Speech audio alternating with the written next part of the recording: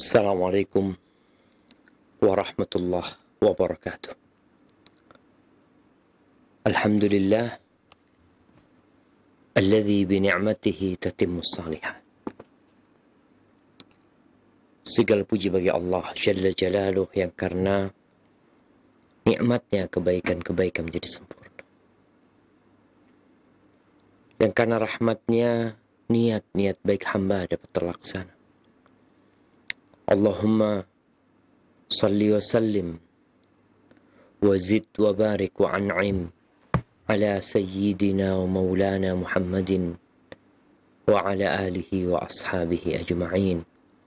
Ya Allah, semoga salawat dan salam, berkah dan nikmat senantiasa Engkau curahkan untuk hamba kekasih-Mu, untuk baginda Nabi kita Muhammad alaihi salatu wassalam, untuk keluarga beliau, untuk istri-istri beliau, untuk Aisyah, untuk Khadijah yang terutama, untuk Aisyah, untuk Hafsah, untuk Ummu Salamah, dan istri-istri Nabi yang lainnya, serta untuk seluruh anak keturunan Nabi dan para sahabat yang mendampingi beliau radhiyallahu ta'ala anhum ajma'in.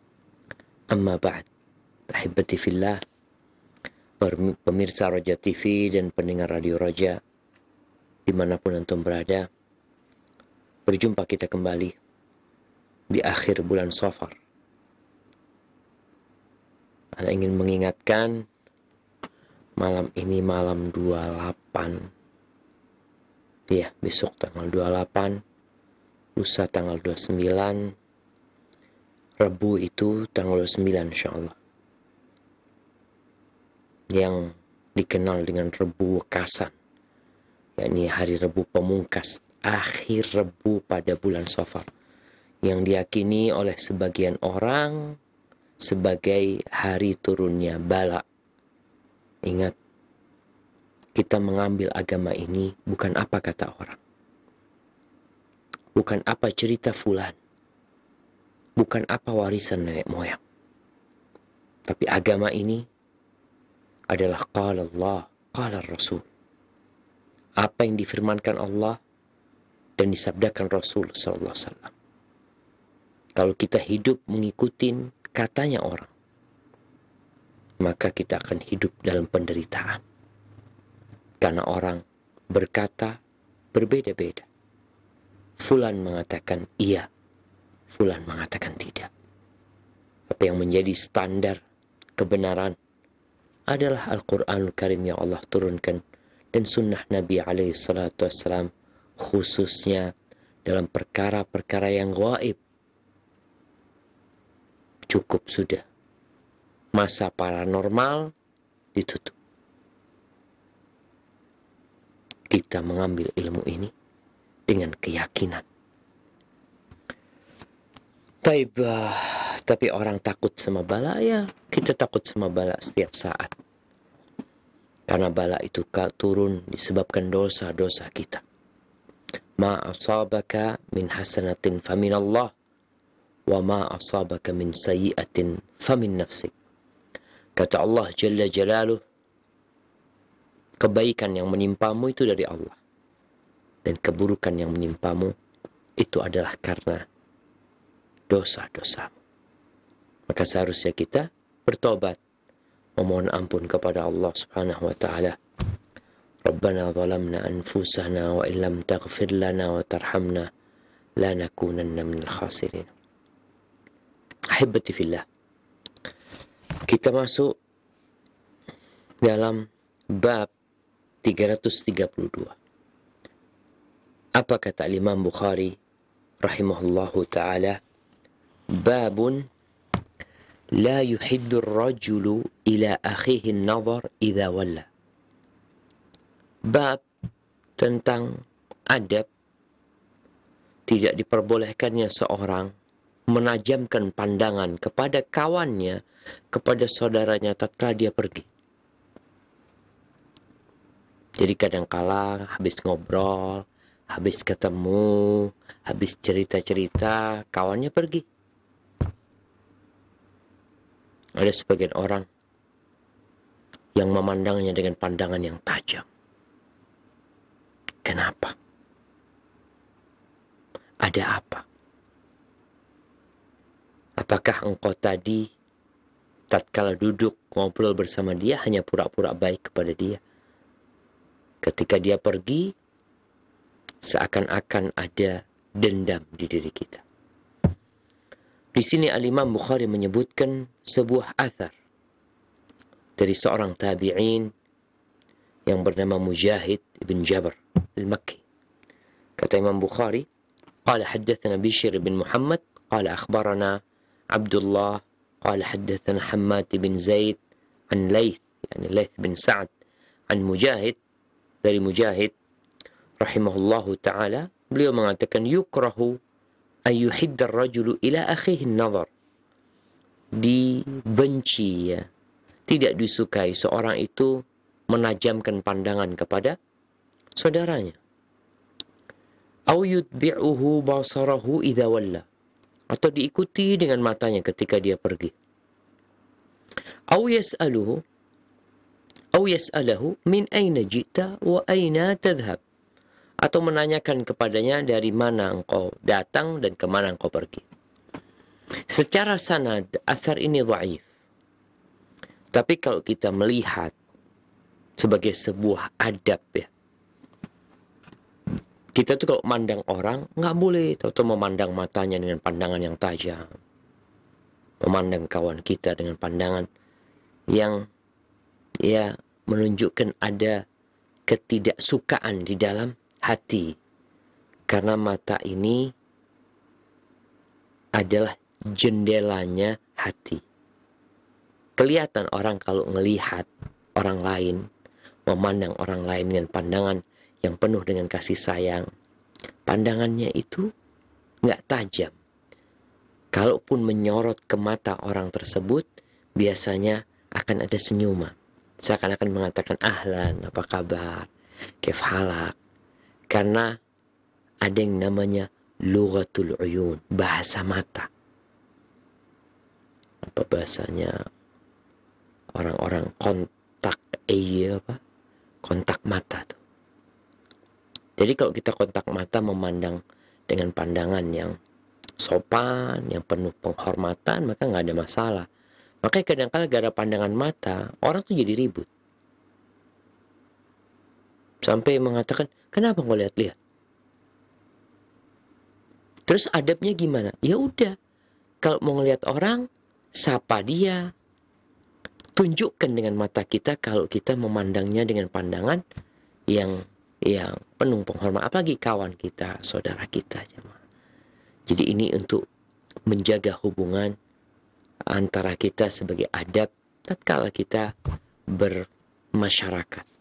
Kemudian ketika pergi jangan dilihatin terus orang itu.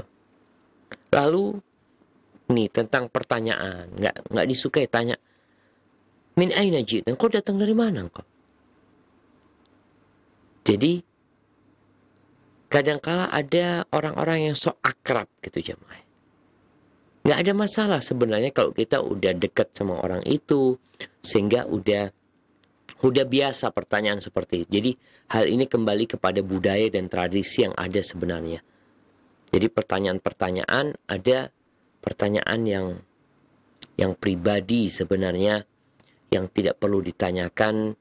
Yang kalau ditanyakan kadang-kala orang tuh jadi nggak enak gitu loh, mau jawab. Makanya kadang-kala jawabnya dari mana? Dari depan, dari belakang, dari timur, dari selatan. Kita kan nggak enak gitu loh. Artinya dia tidak ingin menyebutkan dia dari mana gitu loh. Kemudian kalau mau kemana kau pergi gitu loh. Tapi kalau sudah kawan dekat kadang-kala nggak ada masalah, aku mau ikut, aku mau ke warung umpamanya. Tapi yang jelas athar ini dhaif. Namun bicara adab dan etika ketika bergaul, kita tuh perlu belajar. Kita perlu tahu apa sih yang tidak disukai oleh masyarakat. Karena di dalam agama kita yang namanya budaya dan tradisi itu dilestarikan selama tidak bertentangan dengan syariat. Sehingga ada etika-etika yang sudah menjadi sebuah kebiasaan di masyarakat. Kalau itu tidak bertentangan dengan agama, ya boleh-boleh aja gitu. Bagaimana cara kita mengetahui hal itu? Ya alhamdulillah ada Al-Quran, ada Sunnah. Kita tanyakan kepada ulama. Kemudian kita juga bergaul dengan masyarakat sehingga kita dapat memahami, mengetahui apa yang mereka tidak sukai dan apa yang mereka sukai. Pertanyaan-pertanyaan apa yang mereka sukai, itu yang kita tanyakan. Ada orang yang suka ditanya tentang umpamanya orang tuanya yang sakit. Ketika jumpa kita tanya, gimana kabar bapakmu? Atau anaknya yang masuk pondok. Ketika jumpa, gimana anakmu? Udah kelas berapa nih? Biasanya pertanyaan itu disukai gitu loh. Tapi ada pertanyaan yang tidak disukai, ya usahakan kita menghindari hal itu agar jangan sampai pertemuan yang diharapkan menjadi perekat ukhuwah jangan sampai menjadi ya pemecah persahabatan dan persaudaraan. Gara-gara ya kita bertanya sesuatu yang sebenarnya tidak penting. Kadang-kala kita mau basa-basi, tapi jangan sampai salah memilih kata-kata. Baik, kita masuk ke bab 333. Kata Al-Imam Bukhari rahimahullahu ta'ala, babun qaulur rajul wailak. Bab tentang ucapan orang wailak. Wailak ini kalau melihat penjelasan para ulama, wail itu kalimat, wail itu maknanya lembah di neraka jahanam, tapi wail, maka ada wailun lil mutaffifin. Celaka buat orang-orang yang mutaffifin, yang dia curang. Baik, ada wailak. Makna wailak ini disebutkan kalimatun tuqalu liman waqa'a fi halakah. Sebuah kalimat yang diucapkan bagi orang yang terjatuh dalam kebinasaan. Seakan-akan engkau hampir binasa. Engkau binasa. Dengan perbuatanmu ini engkau bahaya banget gitu. Celaka engkau bisa. Ada kalimat yang kedua, waihak. Waihak ini ucapan yang diungkapkan bagi orang yang tidak pantas mendapatkan kebinasaan. Kalau wailak itu buat orang yang pantas gara-gara perbuatannya, dia itu binasa gitu loh. Tapi kalau waihak dalam bahasa Arab itu dikatakan ya ucapan untuk orang yang tidak pantas dia mendapatkan kehancuran atau kebinasaan. Dikatakan kepada dia waihak. Di sini Imam Bukhari menyebutkan sebuah hadis. Qala haddatsana Musa. Qala haddatsana Hammam an Qatadah an Anas anna an-nabiy sallallahu alaihi wasallam ra'a rajulan yasuqu badanah faqala irkabha faqala innaha badanah qala irkabha qala innaha badanah qala irkabha qala fa innaha badanah qala irkabha wailak. Di sini Imam Bukhari mengatakan telah mengajarkan kepada kami Musa, dia berkata telah mengajarkan kepada kami Hammam, dia meriwayatkan dari Qatadah bin Da'am as-Sadusi, seorang tabi'in yang meriwayatkan dari sahabat Nabi Anas bin Malik radhiyallahu ta'ala anhu, bahwa Nabi alaihi salatu wasallam melihat seorang, ini sepertinya dalam perjalanan melaksanakan umrah atau perjalanan melaksanakan ibadah haji, orang ini sedang memandu, atau menggiring. Dia sedang menggiring seekor badanah. Badanah ini adalah onta atau sapi yang gemuk, yang besar, yang dihadiahkan. Niatnya itu dihadiahkan ke Mekah untuk Allah Azza wa Jalla. Niatnya dihadiahkan untuk disembelih di Mekah sana. Biasanya dikasih tanda, dikasih kalung, dikasih apa, sehingga orang-orang yang melihatnya tahu kalau itu hewan dihadiahkan ke Mekah untuk Allah Azza wa Jalla.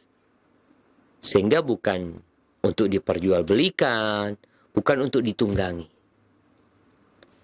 Nabi melihat orang ini menggiring itu onta, tidak menaikinya. Maka Nabi mengatakan kepada orang itu, irkabha, engkau naiki onta itu. Lalu sahabat ini mengatakan, ini badanah gitu loh. Karena dalam pandangan dia, yang namanya badanah, yang namanya hewan ternak yang dihadiahkan untuk Mekah, untuk disembelih lillahi ta'ala di sana, itu nggak boleh ditunggangin. Karena udah diniatkan untuk Allah Azza wa Jal. Maka nggak boleh ditunggangin. Berarti kalau ditunggangin, dia ambil manfaat dari badanah tersebut. Maka orang ini mengatakan, ya Rasulullah, ini hewan yang dihadiahkan untuk Mekah sana. Nabi ngulangin, irkabha, yang kau naikin. Maka orang ini mengatakan lagi, ya Rasulullah, innaha badana. Dia ini badana. Sampai orang ini membantah 3 kali. Dia mungkin berpikir Nabi nggak tahu kalau ini badana. Tapi Nabi tahu, karena yang namanya onta yang dihadiahkan untuk Allah Azza wa Jalla untuk dipotong di Mekah itu biasanya ada tandanya. Berbeda dengan onta yang disediakan untuk dikendarai. Maka orang ini bantah Nabi 3 kali. Boleh jadi dia berpikir Nabi nggak tahu atau dia nggak enak mau naiki gitu loh. Terakhir yang keempat Nabi SAW mengatakan irkabha wailak. Naiki. Naiki onta itu. Celaka engkau. Artinya engkau hampir binasa gitu. Dengan membantah apa yang diperintahkan oleh Nabi SAW, hampir binasa. Jadi memang terjadi khilaf di antara para ulama, apakah diperbolehkan menaiki onta yang sudah diniatkan untuk menjadi hewan yang dikorbankan di Mekah. Di sini para ulama menyebutkan seperti ucapan Urwah bin Zubair, kemudian Ibnu Mundir menisbatkannya kepada Ahmad dan Ishaq, dan Ahlul Zahir mereka membolehkan untuk menunggangi hewan yang dihadiahkan ke Mekah. Boleh gitu loh. Artinya mengambil manfaat, karena kalau bicara onta ini, kalau dari Medina ke Mekah itu kan cuma dipandu. Padahal orang yang jalan ini bisa mengambil manfaat dengan menaikinya, dan itu tidak membatalkan niat untuk menghadiahkannya ke Mekah. Iya, kalau orang kaya raya mungkin punya beberapa ekor onta sehingga dia naik onta, sisanya dia hadiahkan. Nabi SAW ketika haji wada disebutkan beliau membawa dari Madinah itu kira-kira 63 ekor onta yang dihadiahkan ke Mekah. Kemudian Ali nanti membawa jadi 100 yang dibawa Nabi, dan dibawa Ali ada 100 ekor onta yang dihadiahkan, dan Nabi menyembelih 63 ekor dengan tangannya sendiri. Artinya keberadaan badanah itu ketika digiring ke Mekah, kan ada orang-orang yang nggak punya kendaraan. Maka Nabi membolehkan, bahkan memerintahkan orang ini untuk menaikinya. Jadi ini pendapat yang membolehkan secara mutlak. Itu pendapat Urwah bin Zubair, diriwayatkan Imam Ahmad, ada Ishaq bin Rahuyah, dan Ahlul Zahir. Taib. Dan Al-Imam An-Nawawi juga berpendapat seperti itu. Adapun ulama lainnya, mereka membolehkan dinaiki kalau darurat. Darurat artinya dia nggak ada kendaraan gitu loh. Atau dia kecapean, maka diperbolehkan. Sehingga kalau daruratnya udah habis, udah ada tunggangan lain umpamanya, ya udah, dia turun, jangan dia naikin. Jadi ini ada 2 pendapat. Dan Nabi SAW kalau dilihat dari hadis ini, beliau memerintahkan kepada sahabat ini untuk menaiki onta atau badanah yang dihadiahkan untuk Allah Azza wa Jalla dan disembelih di Mekah. Dan pada akhirnya Nabi mengatakan wailak, ya. Ucapan ini ucapan yang sebagian berpendapat tidak dimaksudkan maknanya, tapi ingin mengatakan kok hampir-hampir binasa, kok hampir saja binasa loh.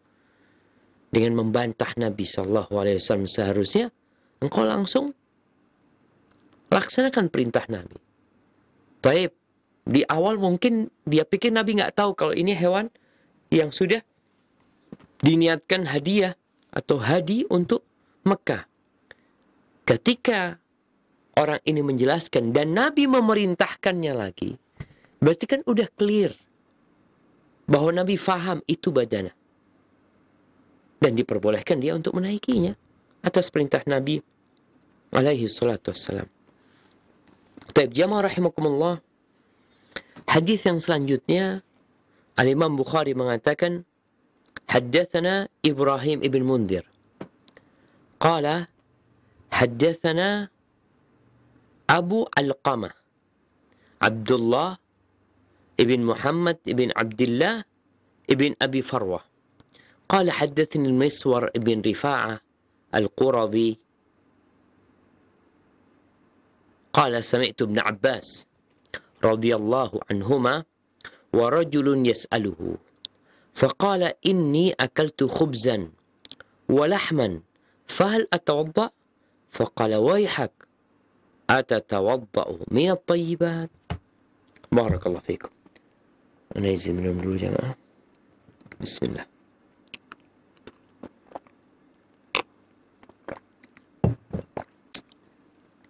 Alhamdulillah. Baik. Kata Imam Bukhari, beliau menyebutkan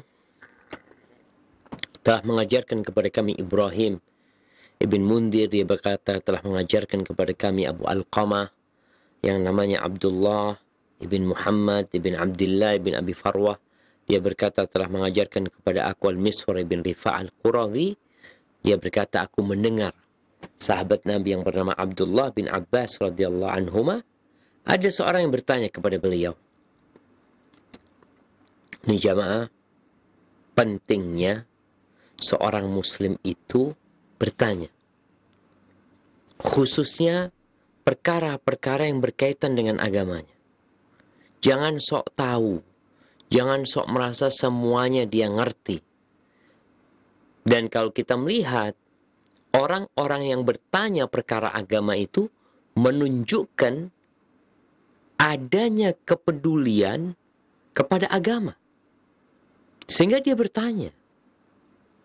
Tapi orang kalau sudah nggak peduli sama agama, nggak ada urusan dia. Buat dia semuanya boleh. Gitu. Sedangkan Allah Jalla Jalaluhu mengatakan, Fas'alu ahla dzikri in kuntum la ta'lamun. Tanyalah kepada orang yang berilmu ketika kau nggak ngerti. Nah, orang ini bertanya kepada Abdullah bin Abbas. Apa pertanyaannya? Ya, dia mungkin awam, nggak ngerti. Dia bertanya, Inni akaltu khubzan walahman. Aku nih baru saja makan roti sama daging. Fahal atawadda? Apakah aku harus berwudu? Apakah makan itu membatalkan wudu? Faqala waihak. Ini ucapan waihak. Kalau Nabi SAW mengatakan wailak, perbedaannya waihak itu dikatakan kepada orang yang terjebak dalam kebinasaan, kecelakaan yang dia nggak pantas mendapatkannya sebenarnya. Karena orang ini bertanya, pertanyaannya bagus sebenarnya. Maka Ibn Abbas mengatakan, Atatawadda' minat tayyibat. Apakah engkau berwudu karena habis memakan hal-hal yang baik, ya, makanan yang baik. Ini menunjukkan bahwasanya nggak perlu berwudu gitu loh. Ketika habis makan, habis minum, habis makan daging, hanya saja ada perselisihan di antara para ulama berkaitan dengan daging onta. Apakah orang yang makan daging onta harus berwudu? Batal wudunya. bukan memperbaharui wudu, tapi batal wudunya. Ini pendapat sebagian ulama. Sehingga orang yang habis makan daging onta, hendaklah dia berwudu. Ini menurut pendapat, kalau salah pendapat Imam Ahmad bin Hanbal, bahwasanya orang yang habis makan daging onta, wudunya batal, sehingga dia harus berwudu. Baik, kemudian hadis selanjutnya, Imam Bukhari mengatakan, haddatsana Ali, qala haddatsana Sufyan, qala haddatsani Abu Zubair, عن جابر قال كان رسول الله صلى الله عليه وسلم يوم حنين بالجعرانة. Nabi alaihi salatu wassalam, ini kata Imam Bukhari, telah mengajarkan kepada kami Ali, dia berkata telah mengajarkan kepada kami Sufyan, dia berkata telah mengajarkan kepada kami Abu Zubair dari Jabir bin Abdullah radhiyallahu taala anhuma. Qala Rasulullah sallallahu alaihi wasallam Yaum Hunain, pada waktu selesai perang Hunain. Jadi perang Hunain ini adalah perang yang terjadi antara umat Islam dengan orang-orang musyrikin dari Hawazin. Di mana selesai Nabi, ini kejadiannya pada tahun ke-8 Hijriah. Selesai Nabi alaihi salatu wassalam menaklukkan kota Mekah, beliau masuk ke kota Mekah, beliau melanjutkan perjalanan menuju Hunain. Dan jumlah umat Islam pada waktu itu, pada tahun ke-8 Hijriah, adalah jumlah terbesar pasukan umat Islam pada saat itu ya. Di mana Allah Azza wa Jalla mengatakan tentang perang Hunain ini, wa yawma Hunainin idh a'jabatkum kathratukum فلم تغن عنكم شيئا وضاقت عليكم الأرض بما رحبت ثم وليتم مدبرين. Dan pada hari Hunain, ingat kalian ketika hari Hunain, dikala kalian takjub dengan jumlah kalian, artinya nggak semuanya takjub, ada para sahabat yang takjub dengan jumlah mereka. Sampai ada yang mengatakan kita nggak akan dikalahkan lagi karena jumlah kita banyak. Tapi ternyata pasukan 12.000 itu di awal mereka masuk ke Hunain, mereka kabur. Dikatakan hanya tersisa 100 sampai 500 orang. Kemana yang 11.000? Kemana yang hampir 12.000 itu? Mereka lari. Sampai akhirnya Nabi alaihissalatu wassalam menyuruh pamannya Abbas untuk memanggil mereka agar mereka balik. Dan Nabi alaihissalatu wassalam, beliau berada di barisan terdepan. Selesai itu Allah memberikan kemenangan.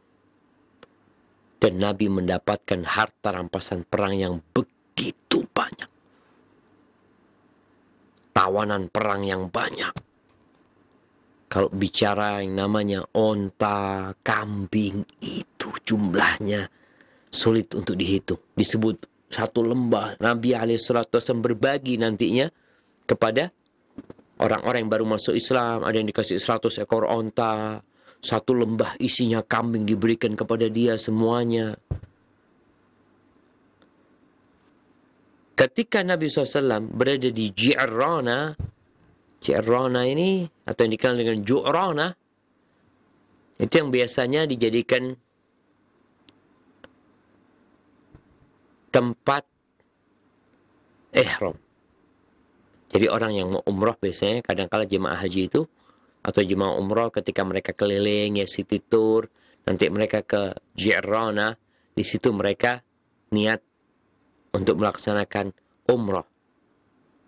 Padahal Nabi SAW ketika umrah dari Ji'rana ini memang beliau belum umrah gitu loh. Bukan beliau dari Mekah, udah umrah, kemudian keluar ke Ji'rana, beliau umrah lagi dari Ji'rana. Enggak, Nabi sekali aja umrahnya dari Ji'rana itu. Karena beliau ketika masuk ke kota Mekah, tidak dalam kondisi berihram. Beliau masuk dengan pakaian perangnya. Dan tujuannya memang untuk menaklukkan kota Mekah, di mana orang-orang musyrikin telah berkhianat dengan perjanjian yang dibuat antara mereka dengan Nabi SAW. Sehingga ketika beliau pulang dari Hunain, beliau mampir di Ji'rana, disitulah dibagikan harta rampasan perang kepada umat Islam yang pembagiannya nggak rata. Nabi SAW ini kalau bicara keadilan bukan berarti sama. Ada orang yang dikasih lebih. Umpamanya ada fulan dikasih 100 juta, fulan dikasih 50 juta. Bisa jadi Nabi melihat kepada kebutuhan atau kepada kedudukan orang ini. Disebutkan watibru fi hijri biha Bilal wa huwa yaqsim. Bilal itu memegang emas, jemaah. Emas atau perak. Jadi tibir itu emas atau perak yang belum dijadikan uang. Karena uang pada masa itu adalah dinar yang merupakan dari emas murni atau dirham yang terbuat dari perak. Jadi yang ada di Bilal itu bukan dalam wujud dinar dan dirham, tapi tibir, emas yang belum dibuat apa-apa. Nabi bagi. Tahu-tahu datang seseorang. Seorang lelaki datang. Kemudian dia mengatakan, I'dil fa innaka la ta'dil. Berlaku adillah engkau. Engkau enggak adil nih baginya nih. Allahu Akbar. Bagaimana ucapan ini disebutkan kepada Nabi SAW. Dalam riwayat Imam Muslim, orang ini mengatakan, Ya Muhammad, i'dil. Enggak manggil ya Rasulullah. Nabi dipanggil dengan namanya. Dia mengatakan berlakulah adil engkau. Dalam riwayat Imam Bukhari ada tambahan ucapan orang ini mengatakan inna hadhihi la qismah ma urida biha wajhullah. Ini pembagian ini tidak lillahi ta'ala. Orang yang melakukan pembagian ini dia tidak melakukannya untuk mengharapkan keridhaan Allah Azza wa Jalla. Disinilah Nabi SAW marah. Karena nggak pantas ya ma. Diucapkan kepada Nabi yang mendapatkan wahyu dari Allah. Yang beliau diutus sebagai rahmatan lil alamin. Yang orang-orang semuanya berada dalam kesesatan sampai Allah mengutus Nabi SAW. Muncul nih orang lalu mengatakan ucapan ini. Ucapan yang kasar. Tidak ada pengagungan. Maka kemudian Rasul SAW mengatakan, Wailak, celaka engkau. Wailak. Faman ya'dil idza lam a'dil. Wailak. Siapa yang akan berlaku adil kalau aku nggak berbuat adil? Nabi ini panutan. Beliau adalah suri tauladan. Imam yang harus dicontoh. Kalau beliau dikatakan nggak adil, terus siapa di muka bumi ini yang akan melakukan keadilan? Jadi kadangkala ada orang yang merasa, ini perasaan, yang merasa kalau perlakuan itu nggak adil. Kalau bicara perasaan ya, orang kadangkala memang lagi sakit hati, mungkin dia lagi kepingin uang, pengen ini dan itu. Tapi perlu dibuktikan beliau adil apa enggak. Bukan tuduhan seperti ini. Di riwayat Imam Muslim Nabi mengatakan, Wailak, awalastu ahaqqa ahlil ardi an yattaqi Allah. Beliau mengatakan, celaka. Bukankah aku adalah manusia yang paling berhak untuk bertakwa kepada Allah Azza wa Jalla di antara semua yang ada. Dan Nabi SAW ketika beliau mendapati ada sebagian sahabat yang memandang ibadah Nabi itu nggak optimal gitu loh. Beliau puasa sunnah, kadang-kadang nggak puasa. Beliau sholat malam hari juga masih tidur. Beliau sholat malam kemudian beliau istirahat. Beliau juga menikah, sibuk sama istri-istrinya. Maka Nabi menjelaskan kepada mereka, ama inni akhsyakum lillahi wa atqakum. Ama inni a'lamukum billah wa akhsyakum lillah. Aku adalah orang yang paling kenal sama Allah, yang paling takut, yang paling bertakwa kepada Allah Azza wa Jalla. Kemudian di riwayat Imam Muslim ada lafaz disebutkan di sana, faman yuti'illaha in asaituhu aya'manuni ala ahli al-ardi wa la ta'manunani. Siapa yang taat kepada Allah kalau aku durhaka kepada Allah? Siapa kemudian yang taat sama Allah? Mungkinkah Allah itu percaya sama aku untuk mengurusin urusan di bumi ini, artinya membawa risalah dan menyampaikannya, kemudian kalian tidak percaya sama aku?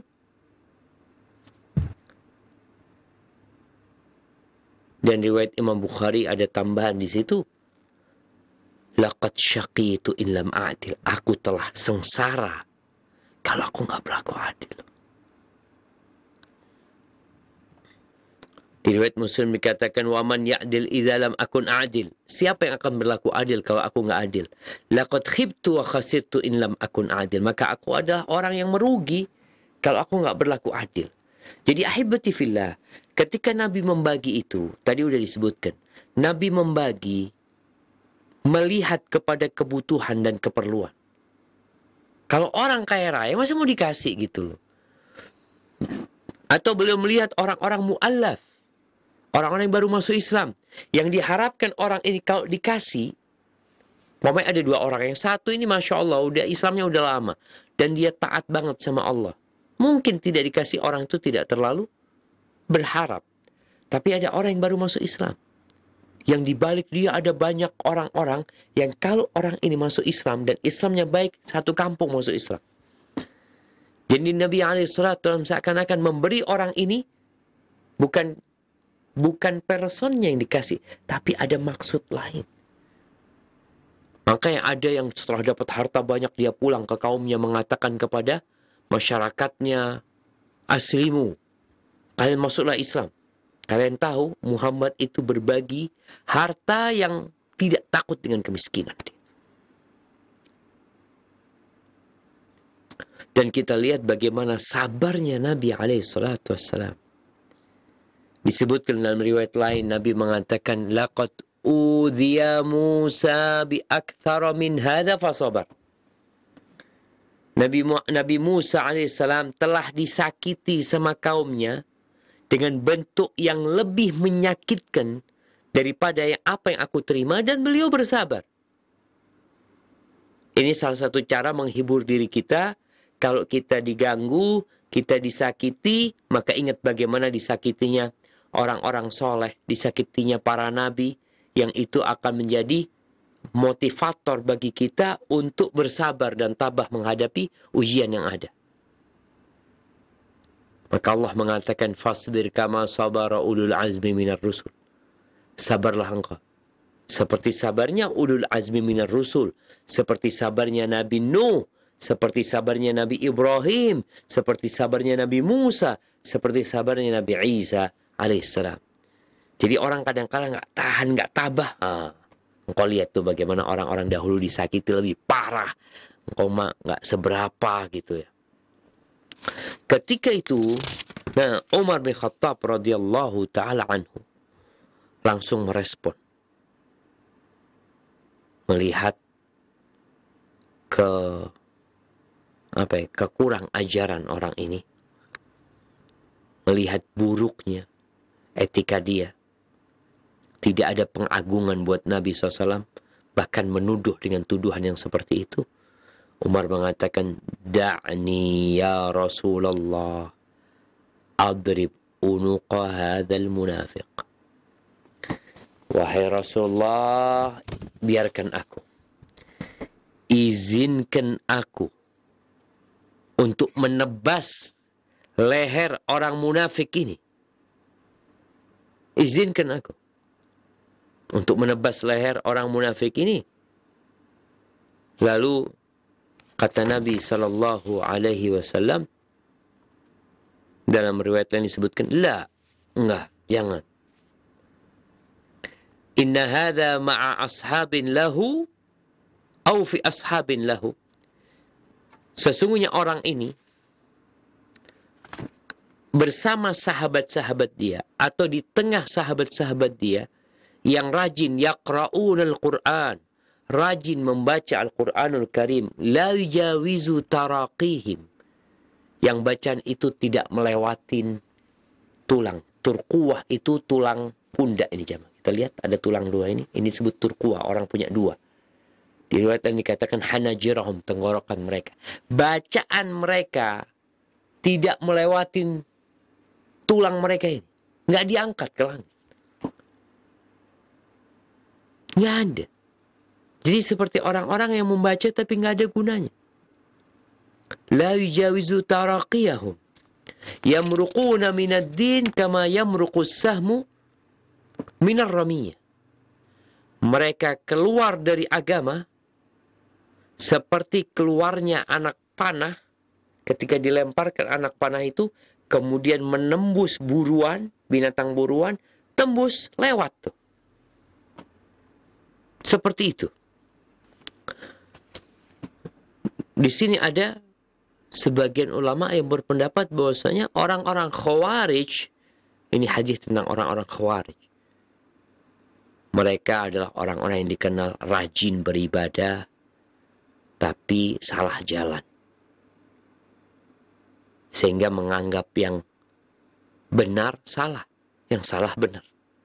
Seperti kejadian mereka melihat Nabi SAW, mereka berpandangan bahwasanya Nabi nggak adil. Ini pandangan orang-orang Khawarij. Bagaimana kemudian mereka berontak kepada Utsman bin Affan. Karena dianggap Utsman nggak benar. Gimana Nabi aja dianggap nggak adil, apalagi sahabat yang lainnya. Bagaimana mereka memerangi Ali bin Abi Thalib, dianggap Ali sudah keluar dari jalan. Bagaimana mereka kemudian membunuh Ali bin Abi Thalib. Abdurrahman bin Muljim. Abdurrahman bin Muljim ini guru ngaji. Guru ngaji. Yang Umar bin Khattab radhiyallahu anhu ketika mengirim dia, Umar mengatakan dekatkan rumah Abdurrahman ini dari masjid.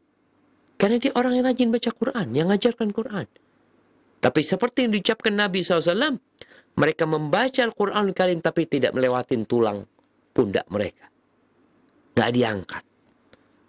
Gara-gara ada yang salah dengan hati mereka.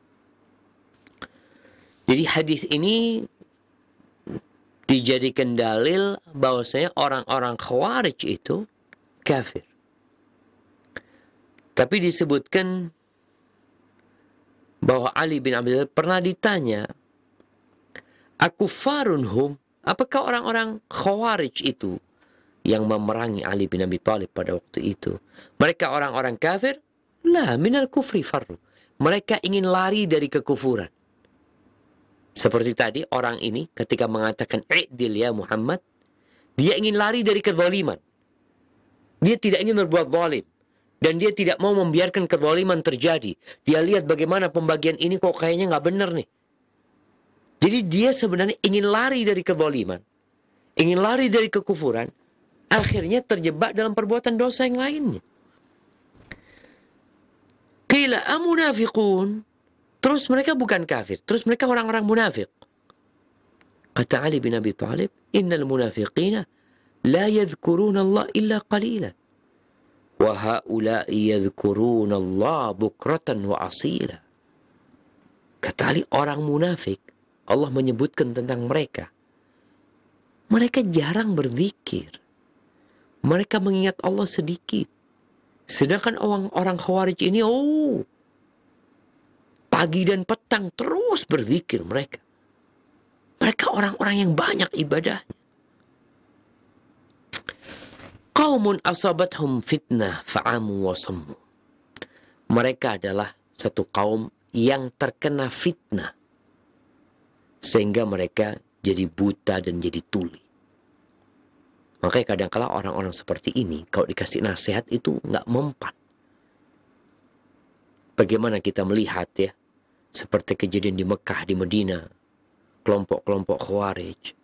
Ada cerita ketika itu kita di Madinah, bagaimana mereka datang ke Masjid Nabawi pada waktu bulan Ramadan. Biasanya di halaman masjid atau di luar halaman masjid ada orang-orang yang membuka sufrah, hamparan untuk berbuka. Ketika itu ada tentara-tentara yang membuka hamparan untuk berbuka. Ada seorang pemuda dikatakan, "Hai, fadal, fadal." Udah waktunya adzan, dia disuruh makan bersama. Ketika dia makan bersama di sana, buka bersama, dia melakukan bom bunuh diri. Dia menghancurkan dirinya dan beberapa mati di sana. Bayangkan, orang kalau sudah terkena fitnah, tuli dan buta. Ketika sebagian orang-orang mereka di penjara, didatengin oleh para ulama, diajak dialog, dikasih nasihat. Apa kata mereka? Kalian kafir semuanya. Allahu Akbar. Ya, kita lihat bagaimana sikap nenek moyang mereka kepada Nabi SAW. Yang mengatakan, "I'dil fa innaka lam ta'dil." Ya Muhammad, i'dil. Muhammad, berakulah adil, engkau belum adil. Seperti itu. Taib, di riwayat Imam Muslim dan Imam Bukhari, Khalid bin Walid berkata juga ketika Umar menawarkan diri untuk memenggal leher orang ini, Khalid juga menawarkan, "Ya Rasulullah, ala adrib unuqah." Apakah aku tidak penggal lehernya? Nabi mengatakan, yang diriwayat Imam Muslim, ketika Umar mengatakan biarkan aku menebas lehernya, Nabi mengatakan, "Ma'adzallah," aku berlindung kepada Allah, "an yatahaddatsna an-nas anni aqtulu ashabi." Aku berlindung kepada jangan sampai orang-orang menyebarkan berita, isu, aku membunuh sahabat-sahabatku sendiri. Artinya orang ini secara kasat mata terhitung di dalam barisan sahabat. Maka kalau Nabi membunuh orang ini karena kelakuan yang tidak benar, itu akhirnya orang-orang nanti mengatakan, ini Muhammad orang yang masuk Islam dibunuh sama dia. Akhirnya menjadi penghalang dari masuk Islamnya orang-orang yang di luar Islam. Dan inilah dilakukan oleh orang-orang orientalis. Ya. Bagaimana mereka memburukkan citra Nabi SAW yang tujuannya agar orang-orang ini tidak tertarik dengan Islam.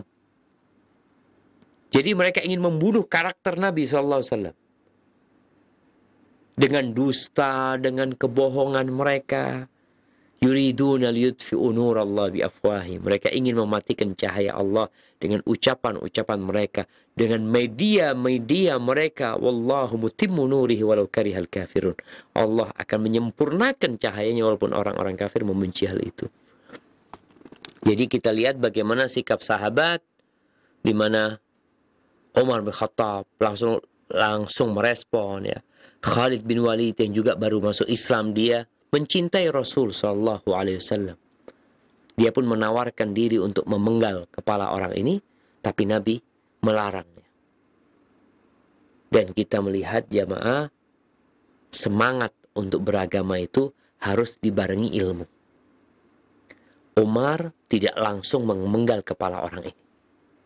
Karena emosi, karena luapan cinta kepada Nabi, dia tidak langsung memenggal. Dia tanya dulu, boleh nggak?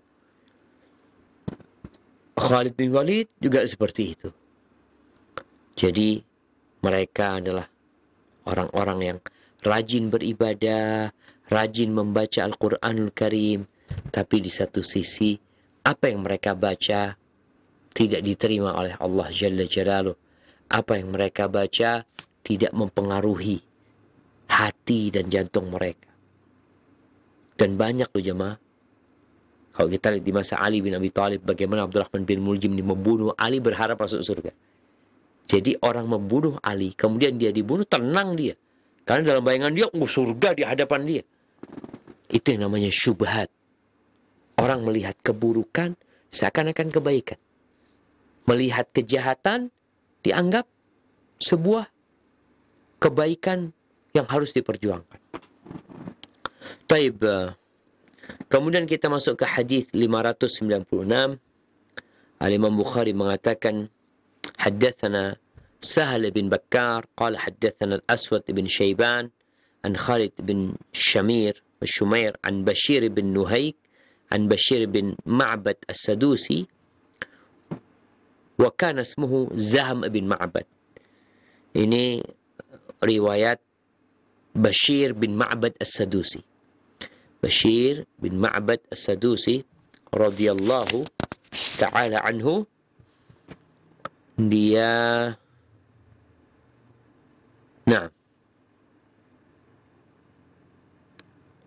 baik, Bashir bin Ma'bad Sadusi ini seorang sahabat. Sebelumnya namanya dia itu ternyata bukan Bashir.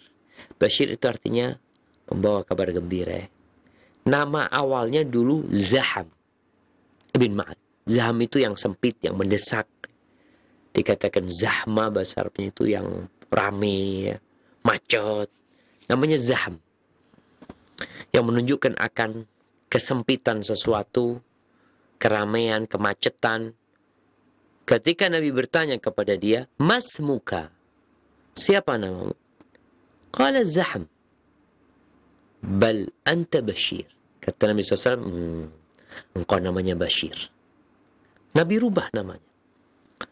Jadi, nama itu jangan dianggap remeh. Tapi nama itu mengandung unsur doa di dalamnya. Sehingga kadangkala Rasulullah SAW ketika ada sahabat yang ditanya namanya, ternyata namanya buruk. Walaupun nggak haram, namanya buruk, itu perlu diganti. Beliau merubah nama tersebut. Yang awalnya namanya Zaham, ini sekedar artinya nggak bagus, jemaah, bukan haram ya. Nabi langsung merubah. Bal anta Bashir. Enggak, engkau adalah Bashir. Bashir artinya yang membawa kabar gembira. Lalu cerita Bashir nih. Bainama ana amshi ma'a Rasulullah SAW idh marra biquburil musyrikin. Ketika aku sedang berjalan bersama Rasulullah SAW, tiba-tiba kita melewatin kuburan orang-orang musyrikin. Jadi ternyata memang kuburan orang musyrikin itu berpisah, nggak dikumpul sama orang-orang Islam gitu loh. Dibedain. Faqala laqad sabaqa haula'i khairun katsir. Thalathan. Nabi mengatakan orang-orang ini telah ketinggalan kebaikan yang banyak sekali. Kelewatan mereka. Seakan-akan kebaikan itu datang kepada mereka, mereka lewatin saja. Nabi mengatakan 3 kali. Ini buat orang-orang musyrikin yang diberikan kepada mereka peringatan, diajak untuk berbuat baik, tapi mereka lewatin ya. Seperti orang tahu masjid, tahu-tahu dia lewatin, dia nggak sholat, dia nggak apa. Itu orang-orang musyrikin adalah orang-orang yang melewatin banyak kebaikan dan mereka kehilangan banyak kebaikan. Nabi mengatakan 3 kali. Famarra biquburil muslimin. Kemudian beliau melewatin kuburan orang-orang Islam. Apa kata beliau? Laqad adraka haula'i khairan katsiran thalathan. Adapun orang-orang muslimin yang sudah meninggal ini, Nabi mengatakan, adapun mereka ini, mereka telah mendapati banyak kebaikan. Kalau yang itu kehilangan banyak kebaikan, orang-orang musyrikin. Kalau yang orang-orang muslim, mereka mendapatkan banyak kebaikan. Nabi mengatakan ini 3 kali. Fahanat minan Nabi sallallahu alaihi wasallam nadratun fara'a rajulan yamshi fil qubur wa alaihi na'lan. Kemudian Nabi alaihi salatu wassalam, tahu-tahu pandangan beliau tertuju kepada orang yang sedang berjalan di kuburan itu pakai sandal. Pakai 2 sandal, disebut sandalnya itu as-sibtiyatain. Maka Nabi memanggil orang itu yang pakai sandal ini, ya sahibas sibtiyatain, alki sibtiyataika. Wahai orang yang pakai 2 sandal. Sibtiyah itu sebutan untuk sandal yang terbuat dari kulit sapi. Iya, kalau nggak salah dari kulit sapi. Coba supaya nggak salah ana. Nah, yang terbuat dari kulit sapi yang udah dibuang bulunya. Jadi udah nggak ada bulunya. Fanadhara ar-rajulu. Lalu orang ini karena dipanggil, orang ini melihat jemaah. Dia memandang kepada Nabi SAW, ternyata Nabi alaihi salatu wassalam. Maka ketika dilihat Nabi alaihi salatu wassalam, orang ini langsung membuka sandalnya dan membuang sandal tersebut. Baik, ini yang ada di buku ana, tapi sepertinya ada yang kurang jemaah. Ada tambahan.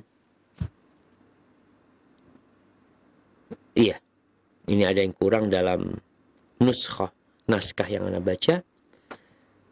Di yang lebih lengkap, Bashir bin Ma'bad mengatakan, Bainama ana amshi ma'a Rasulillah sallallahu alaihi wasallam.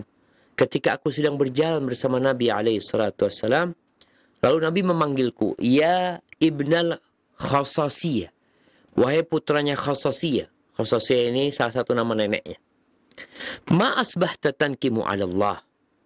Apa yang menyebabkan engkau kok kayaknya nggak suka gitu, mengingkari sesuatu atas Allah Azza wa Jalla? Karena dia jauh dari kaumnya, dia kan hijrah meninggalkan kaumnya, seakan-akan dia merasakan banyak kehilangan kebaikan dengan hijrah tersebut. Asbahta tumashi Rasulullah SAW, engkau bukan sekarang kau bisa berjalan bersama Rasul SAW. Kata Bashir, bi abi anta wa ummi, ma ankimu 'ala Allahi syai'an. Dia mengatakan, ya bapak dan bi abi anta wa ummi ini ucapan, aku siap menjadikan ayah dan bundaku itu menjadi tebusan untuk engkau ya Rasulullah. Sama sekali aku tidak mengingkari atas kebaikan yang telah Allah berikan kepada aku. Kullu khairin qad asabtu. Semua kebaikan sudah aku dapatkan. Setelah itu cerita melewatin kuburan tadi. Baik, di sini disebutkan bahwa orang ini akhirnya melemparkan sandalnya. Ahibati fillah, berkaitan dengan hukum melewatin atau berjalan di kuburan dengan sandal, ini ada khilaf di antara para ulama. Tapi yang jelas yang lebih utama adalah kalau lewat kuburan, berjalan di kuburan, jangan pakai sandal. Itu yang lebih utama. Karena Nabi memanggil orang ini untuk melemparkan sandalnya. Tapi kalau memang di kuburan itu mungkin ada kotoran, ada duri, ada sesuatu yang membahayakan, maka nggak ada masalah dia pakai sandalnya.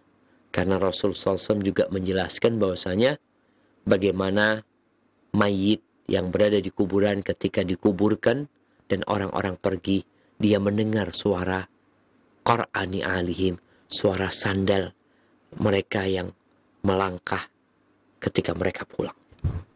Jadi menunjukkan bahwasanya sebenarnya nggak apa-apa, tapi lebih utama kalau kita jalan di kuburan untuk tidak menggunakan sandal kita sebagai bentuk penghormatan kepada orang-orang yang meninggal dunia di sana.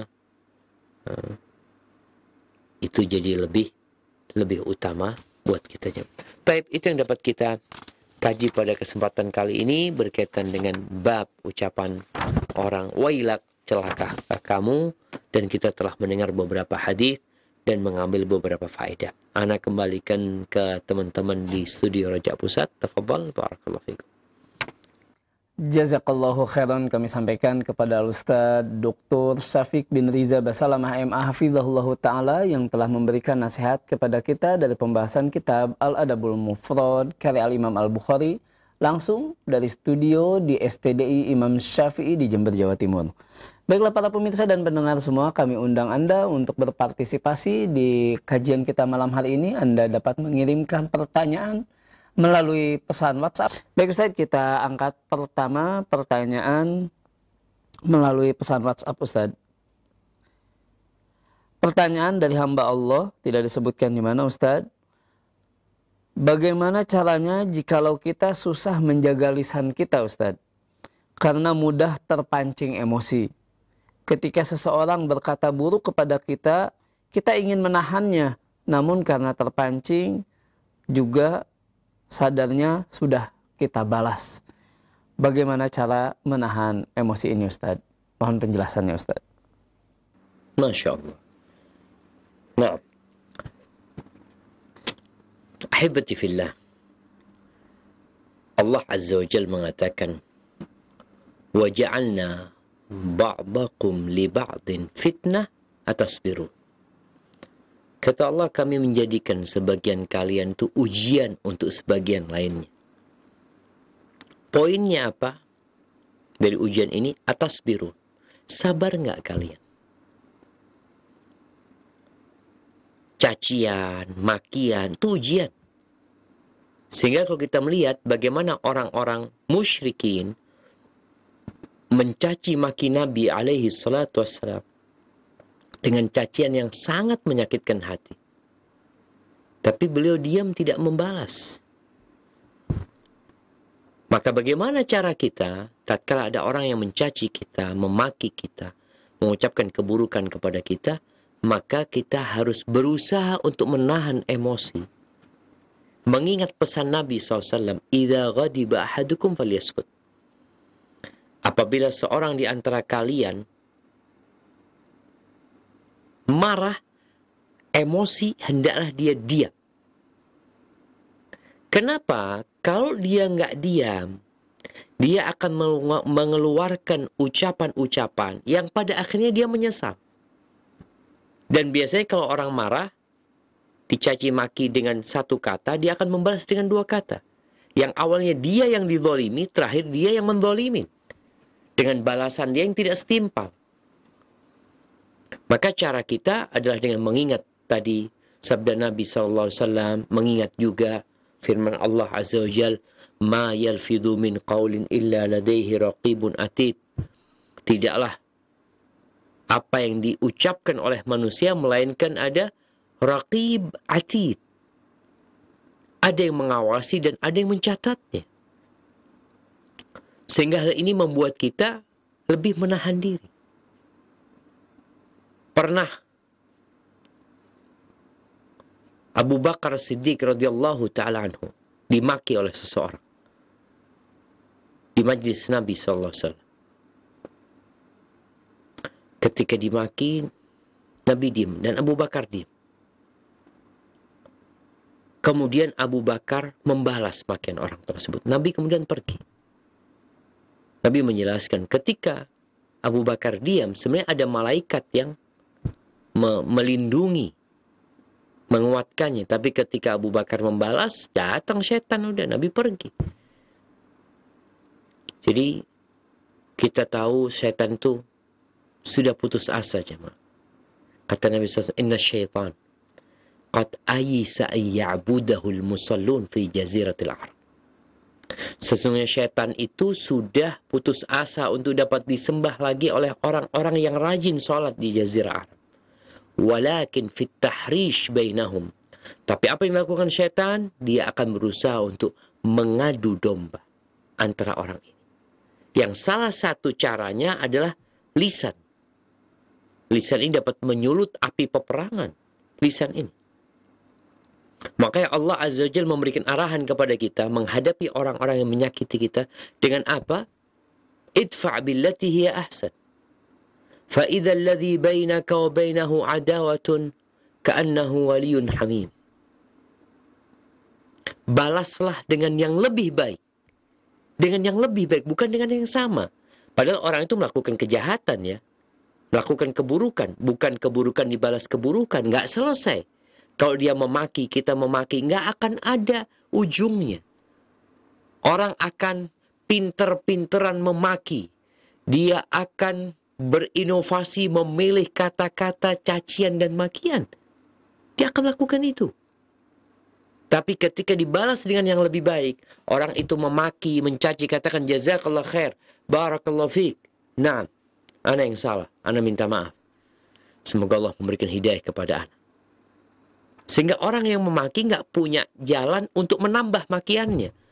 Karena orang ini udah udah angkat tangan seakan-akan. Maka itu yang harus dilakukan. Jadi jangan sampai kita terpancing emosi kita, kemudian setan hadir, sesuatu yang sebenarnya simple dan dapat diselesaikan gara-gara setan hadir jadi besar, yang menyebabkan kita nggak mau bertegur sapa dengan fulan, bahkan nanti akan mengantarkan kita kepada ribain fulan, menceritakan keburukan fulan. Oh, ana pernah dimaki sama fulan, ana seperti ini. Akhirnya antum yang awalnya dapat pahala, sekarang antum bagi pahala sama orang tersebut. Sayang. Dan penghuni surga itu, kata Allah Azza wa Jal, wal kadhimin al ghaidh. Dia adalah orang-orang yang pandai menahan emosinya.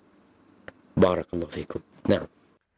Jazakallahu khairan Ustaz atas penjelasannya, dan berikutnya kami coba angkat penanya melalui line telepon. Kami persilahkan. Halo, Assalamualaikum warahmatullahi wabarakatuh. Waalaikumsalam warahmatullahi wabarakatuh. Dari siapa, di mana Ibu? Dari Ibu Samina di Cibinong. Baik, silahkan Ibu. Ustaz, ini Ustaz, dari Ibnu Umar radhiyallahu anhu menyatakan Rasulullah SAW bersabda, siapa yang ingin melihat hari kiamat seolah-olah terlihat kasat mata, hendaklah ia membaca Ijaz Samsu Kuwirat, surat At-Takwir, Ijaz Sama'ul Batarat, surat Al-Qinta, dan Ijaz Sama'ul Zakot, surat Al-Insya. Nah, pengertiannya gimana Ustaz dengan hadis ini? Mohon saya tetap jazakumullah khairan. Assalamualaikum warahmatullahi wabarakatuh. Waalaikumsalam warahmatullahi wabarakatuh. Tafadhol Ustaz. Waalaikumsalam warahmatullahi wabarakatuh. Masya Allah. Naam. Barakallahu fiik. Ahibati fillah. Kiamat itu sesuatu yang akan hadir. Orang itu biasanya kepingin tahu gitu loh, bagaimana kejadiannya, seperti apa proses terjadinya kiamat nantinya, kehancuran dunia. Yang Allah Azza wa Jalla mengatakan, Inna ja'alna ma'alal ardi zinatan laha. Sesungguhnya kami menjadikan semua yang ada di muka bumi adalah perhiasan. Linabluwahum ayyuhum ahsanu amala. Untuk menguji siapa di antara mereka yang paling baik amalannya. Wa inna laja'iluna ma 'alaiha sa'idan juruza.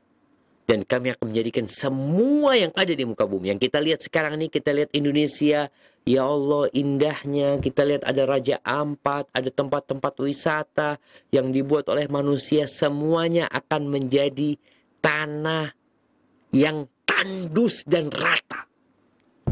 Jadi debu semua yang kita lihat nih, semua yang sekarang kita anggap aneh yang dibangun manusia, nggak ada lagi nantinya. Bagaimana nanti prosesnya terjadinya kiamat? Maka kata Nabi SAW, yang ingin melihat kiamat seperti nyata dengan matanya, dia baca 3 surat ini. Yang pertama, surat At-Takwir. Idza syamsu kuwir. Bagaimana kejadian dengan matahari nanti akan digulung. Bagaimana dengan bintang-bintang yang akan berjatuhan. Bagaimana dengan gunung-gunung yang akan hancur, seakan-akan berjalan gunung itu jamaah. Bagaimana dengan al-isyaru uttilat.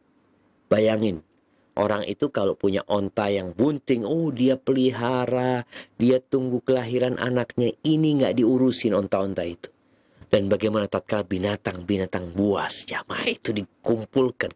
Jadi 3 surat ini menceritakan tentang kejadian kiamat.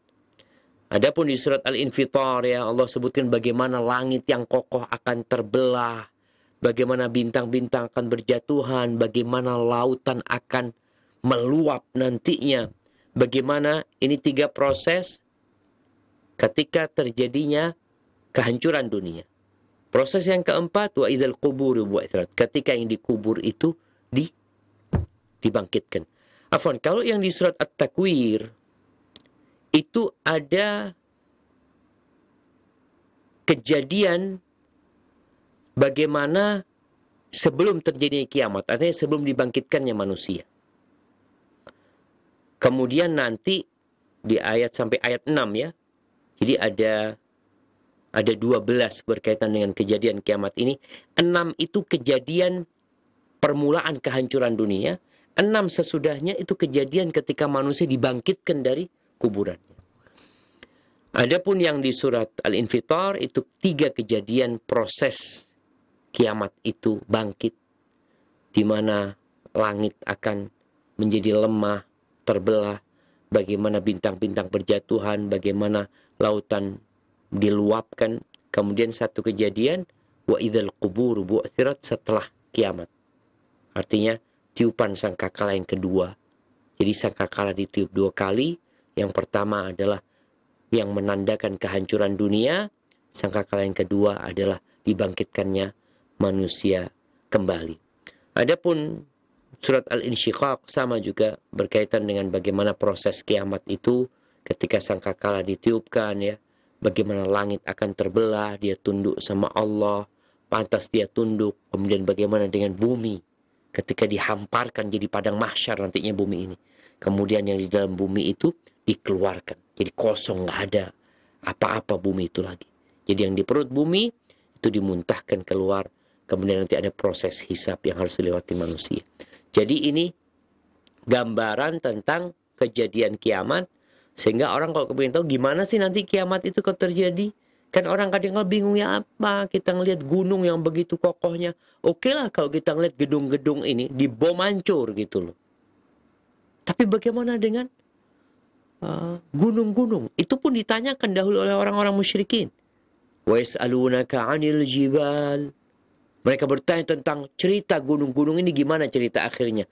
Faqul yansifuha rabbi nasfa fayadharuha qa'an safsafa la tara fiha 'iwajan wala amta. Nanti Allah akan menghancurkan gunung ini sehancur-hancurnya. Allah akan bikin bumi ini rata, nggak ada yang seperti di atas, di bawah, lembah, nggak ada, akan rata nantinya semua. Hadza wallahu a'lam bissawab. Nah, Jazakallahu khairan Ustaz atas penjelasannya. Dan berikutnya Ustaz, pertanyaan melalui pesan singkat dari Bapak Asman di Papua Barat di Kabupaten Fakfak. Ini bertanya Ustaz, bagaimana cara kita sebagai anak bersikap atau memperingatkan orang tua, dalam hal ini ibu, yang menurut kami anak-anaknya melakukan kesalahan Ustaz? Mohon penjelasannya. Barakallahu fiik. Nah, mahibati fillah. Tadi sempat ana bacakan firman Allah, waja'alna ba'dakum li ba'din fitnah tasbirun. Kami jadikan sebagian kalian ujian untuk sebagian lainnya. Sabar nggak kalian? Kadangkala orang tua diuji sama anaknya. Kadangkala sebaliknya, anak-anak yang diuji dengan kelakuan dan sikap orang tuanya. Apa yang harus dilakukan anak? Tatkala melihat kelakuan orang tua itu tidak baik, salah, maka perlu diluruskan.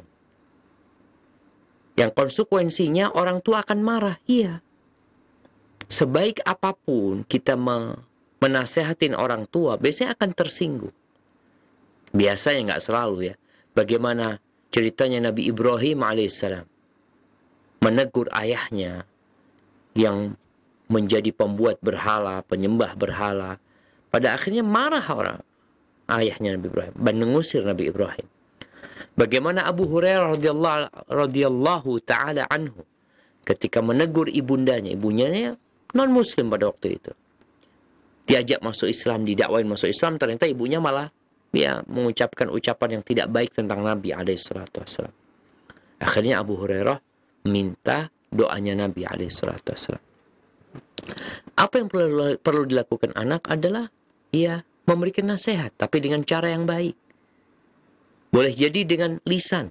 Kita cari waktu yang tepat, sambil dipijetin ibunya, sambil dikasih hadiah ibunya, lalu mengungkapkan isi hatinya anak-anaknya. Dan belum tentu diterima. Tapi tugas kita adalah menyampaikan. Sebagaimana ayahnya Nabi Ibrahim tidak menerima dakwah putranya sendiri. Kemudian kalau lewat lisan nggak mampu. Karena setiap kali ngomong sama orang tua marah-marah, nggak mau mendengarkan, mungkin bisa dengan cara tulisan. Tulislah untuk orang tua, surat cinta kepada ibu. Jadi anak sedih ya kadang kala ada pertanyaan yang ibunya na'udzubillah min dzalik melakukan hubungan yang tidak benar dengan laki-laki lain. Melakukan tindakan-tindakan yang membuat hati anaknya seperti teriris-iris. Ya, bismillah, engkau dengan menulis surat cinta buat seorang ibu, sampaikan di awal surat itu ucapan terima kasih atas apa yang telah dilakukan ibu selama ini kepada anak-anaknya, sehingga anak-anak jadi orang-orang yang baik, yang sukses ya. Kemudian minta maaf sama ibu karena belum bisa berbakti. Kemudian yang ketiga baru permohonan yang isinya nasihat untuk orang tua. Hadza wallahu a'lam. Nah. Jazakallahu khairan Ustaz, dan tampaknya pertanyaan tadi menjadi penutup untuk sesi tanya jawab di kesempatan kita malam hari ini Ustaz. Tafadhol ikhtitam dari antum Ustaz. Na'am. Barakallahu fiik, ahibati fillah. Berkaitan dengan adab ya. Kita perlu terus belajar. Karena adab ini sesuatu yang diusahakan.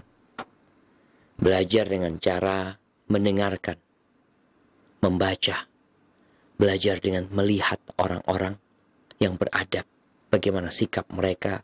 Dan dahulu ulama-ulama itu belajar adab dulu sebelum belajar ilmu. Dan dengan adab ini jadi indah. Teman-teman yang udah ngaji, yang udah belajar, ketika dia belajar adab, jadi akan semakin memperindah keberadaan dia di masyarakat. Tapi kalau ada orang yang berilmu, tapi kurang adabnya, etikanya nggak baik, akhirnya orang-orang akan meragukan ilmu yang dibawa. Maka jangan lupa untuk terus berdoa memohon kepada Allah Azza wa Jalla agar kita dikasih adab yang baik, dikasih akhlak yang mulia. Sebagaimana doa Nabi SAW, Allahumma hdini li ahsanil akhlaq, la yahdi li ahsaniha illa anta, wasrif anni sayyi'aha, la yasrifu anni sayyi'aha illa anta. Ya Allah, tunjukkan kepada aku akhlak yang paling baik. Nggak ada yang dapat menunjukkan kepada akhlak yang terbaik kecuali Engkau. Dan palingkan dari aku akhlak yang buruk. Tidak ada yang dapat memalingkan aku dari akhlak yang buruk kecuali Engkau. Barakallahu fiik. Subhanakallahumma wa bihamdika asyhadu an la ilaha illa anta astaghfiruka wa atubu ilaik. Assalamualaikum warahmatullahi wabarakatuh.